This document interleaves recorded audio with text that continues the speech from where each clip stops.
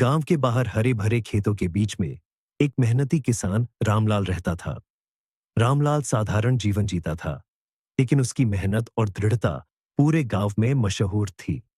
वह सुबह सूरज उगने से पहले उठता और देर रात तक अपने खेतों में काम करता। खेती ही उसकी आजीविका थी और उसका सबसे बड़ा सपना था कि उसके खेतों में अच्छी फसल हो, जिससे वह अपने परिवार का भविष्य संवार सके।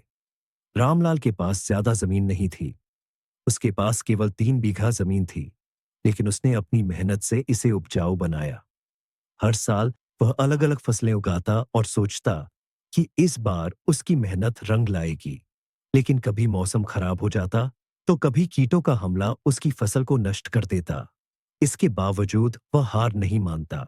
रामलाल ने आधुनिक खेती के तरीकों के बारे में सुना था, लेकिन उसके पास न तो पर्याप्त पैसे थे और न ही साधन। उसने ठान लिया कि वह गांव के अन्य किसानों से सीखकर और नई जानकारी जुटाकर अपनी खेती को बेहतर बनाएगा। उसने स्थानीय कृषि केंद्र में जाकर नई तकनीकों के बारे में जानकारी ली।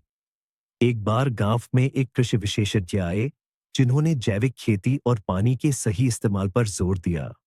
रामलाल ने उनसे सलाह ली और अपनी खेती में बदलाव किया। उसने पानी की बचत के लिए ड्रिप इरिगेशन प्रणाली लगाई और रासायनिक खाद की जगह जैविक खाद का इस्तेमाल शुरू किया। धीरे धीरे उसकी फसल बेहतर होने लगी। एक साल भयंकर सूखा पड़ा। गांव के कई किसान अपनी जमीन बेचने को मजबूर हो गए, लेकिन रामलाल ने अपनी हिम्मत नहीं खोई। उसने अपने पशुओं के लिए चारे का इंतजाम किया और फसल के बजाय कम पानी में उगने वाली दालें और सब्जियां बोईं।